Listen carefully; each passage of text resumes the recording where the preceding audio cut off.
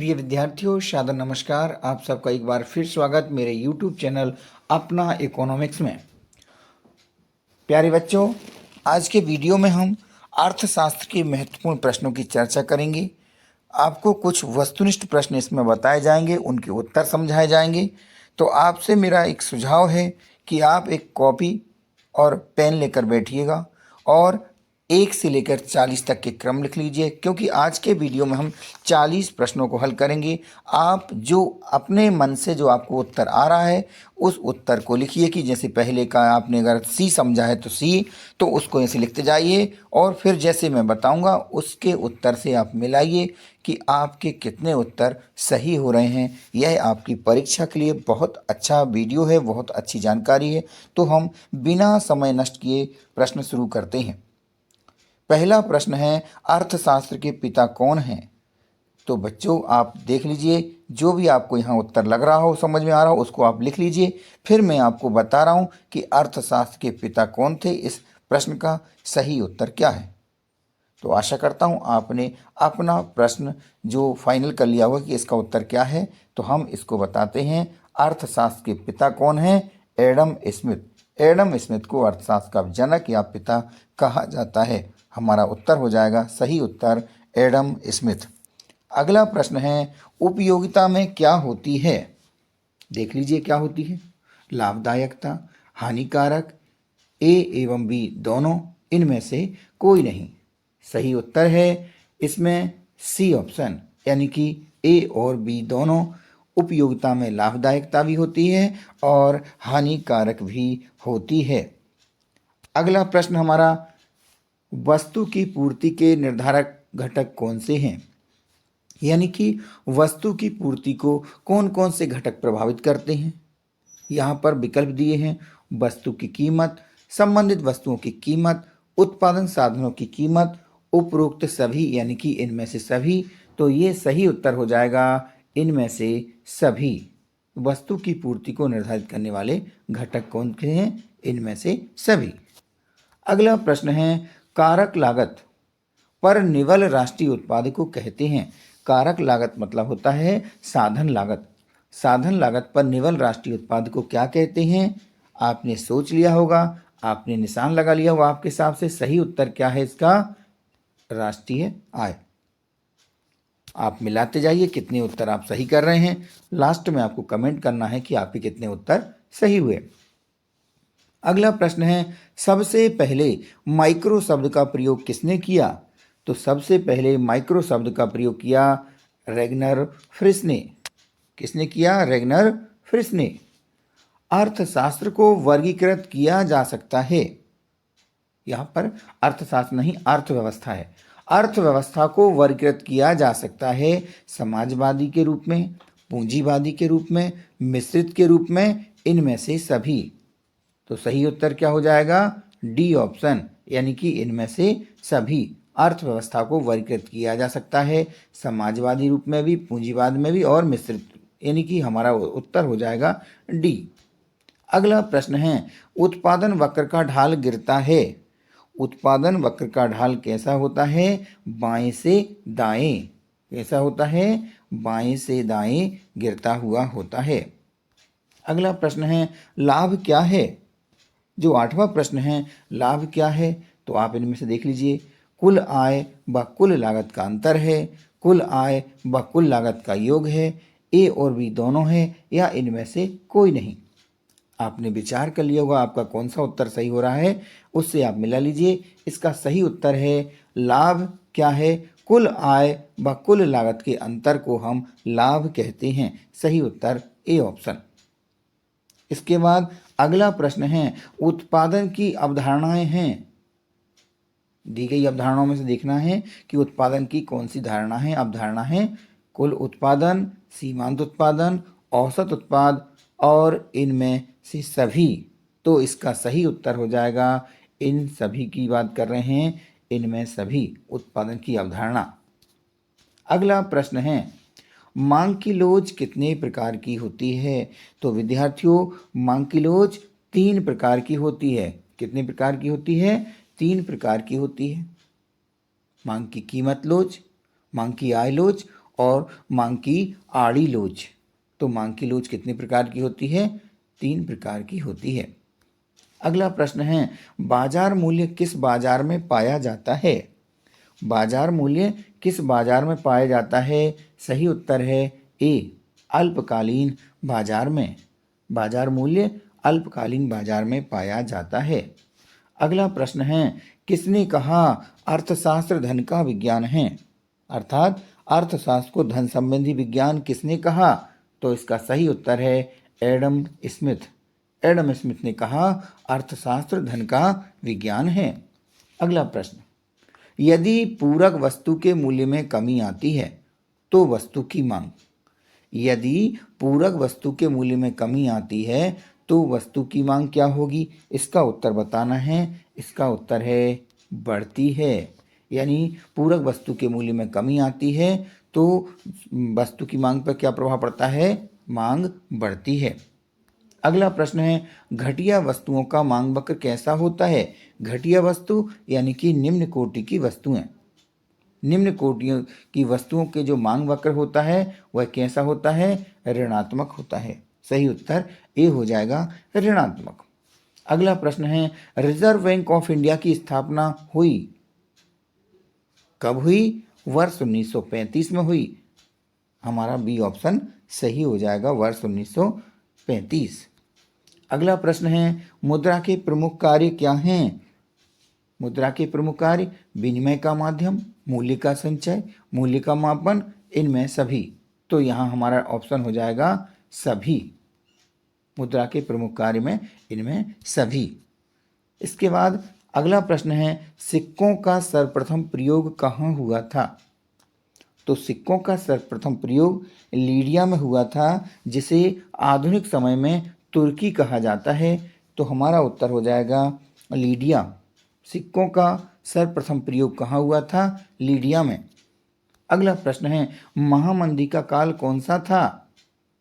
तो विद्यार्थियों, महामंदी कब आई थी? वर्ष 1929 में आई थी, लेकिन दिए गए विकल्प 1929 नहीं है। हमारा विकल्प कौन सा हो जाएगा? विकल्प ए सही हो जाएगा, 1930। महामंदी का काल कौन सा था? वर्ष 1930। अगला प्रश्न है, निम्नलिखित में अप्रत्यक्ष कर कौन है? यानी इसमें से बताना है कि अप्रत्यक्ष कर कौन सा है। तो बिक्री कर, उत्पाद कर और मनोरंजन कर, इनमें सभी। तो ये सभी ही कौन से कर हैं? अप्रत्यक्ष कर हैं, इसलिए हमारा ऑप्शन हो जाएगा डी सही। अगला प्रश्न है, निम्नलिखित में से प्रत्यक्ष कर के उदाहरण हैं। प्रत्यक्ष कर में उदाहरण दिए हैं, कौन सा कर है? आयकर प्रत्यक्ष कर है क्या? उपहार कर, संपत्ति कर, इनमें सभी। तो विद्यार्थियों, यहाँ पे हमारा डी ऑप्शन फिर सही हो जाएगा। ये सभी जो दिए गए हैं यह सभी प्रत्यक्ष कर के उदाहरण हैं। विद्यार्थियों, अभी 20 प्रश्न और बचे हुए हैं। छोटी सी सूचना है कि यदि आप MPBSC यानी कि माध्यमिक शिक्षा मंडल मध्य प्रदेश की जो बोर्ड एग्ज़ाम में शामिल हो रहे हैं तो इसके लिए मैंने महत्वपूर्ण प्रश्नों का संग्रह का वीडियो बनाया है। यानी कि इकाई 1 से लेकर इकाई 11 तक के सभी इकाइयों के प्रश्नों को छांट करके बनाया है। तो आप इन वीडियो को देख सकते हैं, जिससे आप महत्वपूर्ण प्रश्नों की तैयारी कर सकते हैं, महत्वपूर्ण प्रश्न समझ सकते हैं। जो वीडियो हैं उनकी लिंक आपको मैं इसी वीडियो के लास्ट में, जो आप डिस्क्रिप्शन रहेगा वहाँ पर देख सकते हैं। तो वहाँ से पर जा कर के आप इन वीडियो को देख सकते हैं। अगले प्रश्न की बात करते हैं। 21वां प्रश्न है, पूंजी खाते का लेन देन किस रूप में होता है? तो पूंजी खाते का जो लेन देन है वो किस रूप में होता है? इसका सही उत्तर है विकल्प सी, यानी कि प्रवाह भी सही है और स्टॉक भी सही है। तो हमारा 21वें प्रश्न का विकल्प हो जाएगा सी, विकल्प सही हो जाएगा। अगला प्रश्न है, अर्थव्यवस्था में तेजी और मंदी की समस्या को कहा जाता है? तो अर्थव्यवस्था में तेजी और मंदी की समस्या को क्या कहा जाता है? हमारा विकल्प ए सही हो जाएगा, व्यापार चक्र। क्या सही हो जाएगा? व्यापार चक्र। तेजी और मंदी की समस्या आती है अर्थव्यवस्था में तो उसे कहते हैं व्यापार चक्र। अगला प्रश्न, इनमें से किसे संसाधन भूमि के अंतर्गत नहीं रख सकते? किस संसाधन को हम भूमि के अंतर्गत नहीं रख सकते दिए गए विकल्पों में? नदी, जंगल, खदान और मशीन। तो मशीन ऐसा संसाधन है जिसे हम भूमि के अंतर्गत नहीं रख सकते, तो हमारा विकल्प सही हो जाएगा विकल्प डी। अगला प्रश्न है, मांग की कीमत लोच से मतलब है, या मांग की कीमत लोच का आशय क्या है? तो हमारा सही विकल्प है विकल्प डी। मांग की कीमत लोच का आशय कीमत में परिवर्तन के कारण मांग में परिवर्तन। मांग की कीमत लोच का मतलब क्या हो जाएगा? कीमत में परिवर्तन के कारण मांग में परिवर्तन। अगला प्रश्न है, किस वस्तु के मूल्य में कमी होने पर मांग में वृद्धि नहीं होगी? इनमें से बताना है कि कौन सी वस्तु ऐसी है जिसके मूल्य में कमी होने पर मांग में वृद्धि नहीं होगी। तो हमारा इस 25वें प्रश्न का जो सही उत्तर है सी, अनिवार्य वस्तुएं। अनिवार्य वस्तु के मूल्य में कमी हो जाती है तब भी इसकी मांग में वृद्धि नहीं होती है। अगला प्रश्न, अर्थव्यवस्था के प्रमुख क्षेत्र निम्न में से कौन से हैं? घरेलू क्षेत्र, उत्पादक क्षेत्र, सरकारी क्षेत्र और उपरोक्त सभी। तो हमारा इसमें विकल्प हो जाएगा उपरोक्त सभी, इनमें सभी। ये सभी अर्थव्यवस्था के क्षेत्र हैं। अगला प्रश्न है, प्राथमिक क्षेत्र को जाना जाता है कृषि तथा संबंधित क्षेत्र के अंतर्गत। तो हम इनमें से कहेंगे प्राथमिक क्षेत्र को जाना जाता है, विकल्प ए सही है, कृषि तथा संबंधित क्षेत्र। अगला प्रश्न है, भारत का वित्तीय वर्ष है। तो भारत का वित्तीय वर्ष कौन सा है? कब से प्रारंभ होता है? 1 अप्रैल से 31 मार्च तक चलता है। तो भारत का वित्तीय वर्ष, पहला ऑप्शन सही। अगला प्रश्न है, पूंजी बजट शामिल करता है। पूंजी बजट शामिल करता है, या कहें कि पूंजी बजट में क्या शामिल होता है? तो सही उत्तर है पूंजीगत प्राप्तियां और पूंजीगत व्यय। अगला प्रश्न है, अंतिम ऋणदाता किसे कहा गया है? तो विद्यार्थियों आपको बताना है इस प्रश्न का उत्तर सही क्या है। इसका सही उत्तर है भारतीय रिजर्व बैंक। भारतीय रिजर्व बैंक को अंतिम ऋणदाता कहा गया है। अगला प्रश्न, सामूहिक मांग का प्रमुख घटक क्या है? सामूहिक मांग का प्रमुख घटक क्या है आपको बताना है। तो सामूहिक मांग का जो प्रमुख घटक है सार्वजनिक उपभोग। अगला प्रश्न है, द्वितीयक क्षेत्र में को जाना जाता है। द्वितीयक क्षेत्र को जाना जाता है किस नाम से? निर्मित क्षेत्र के नाम से भी जाना जाता है। अगला प्रश्न है, परिवार फर्मों को निम्न में से कौन सी सेवाएं प्रदान करते हैं? परिवार फर्मों को निम्न में से कौन सी सेवाएं प्रदान करते हैं? श्रम की सेवाएं, पूंजी की सेवाएं। यहाँ पर हमें देखना है विकल्प कौन सा सही है, श्रम, भूमि, पूंजी और उद्यम, इनमें सभी। तो हमारा सही उत्तर हो जाएगा इनमें सभी। परिवार फर्मों को निम्न में से कौन सी सेवाएं प्रदान करते हैं? तो उपरोक्त सभी सेवाएं प्रदान करते हैं। अगला प्रश्न है, एक संतुलित बजट किसे कहते हैं? तो विद्यार्थियों संतुलित बजट कौन सा होता है आप देख लीजिए। आपका उत्तर जो आपके मन में आ रहा है वो आप सोच लीजिए, फिर मैं आपको सही उत्तर बताता हूँ। यहाँ पर संतुलित बजट कहते हैं जब व्यय और प्राप्तियाँ बराबर हों। हमारा विकल्प ए सही हो जाएगा। अगला प्रश्न है, मांग के नियम का संबंध है। मांग के नियम का संबंध है किसके बीच में? मूल्य और मांग के बीच में। मांग के नियम का संबंध मूल्य और मांग के बीच में होता है। अगला प्रश्न, एक आयताकार अति परवलय लागत वक्र है। एक आयताकार अति परवलय लागत वक्र है। इसका सही उत्तर हो जाएगा ए, औसत स्थिर लागत वक्र। अगला प्रश्न है, अर्थशास्त्र की कल्याण संबंधी परिभाषा के जन्मदाता थे। तो अर्थशास्त्र की कल्याण संबंधी परिभाषा के जन्मदाता कौन थे? प्रोफेसर मार्शल थे।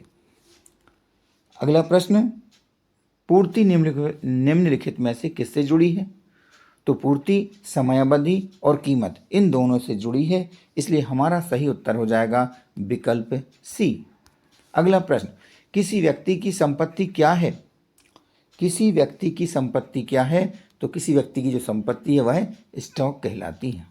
अगला प्रश्न, बजट निम्न में से कौन सा शब्द है? किस भाषा का शब्द है बजट? तो सही उत्तर है फ्रेंच।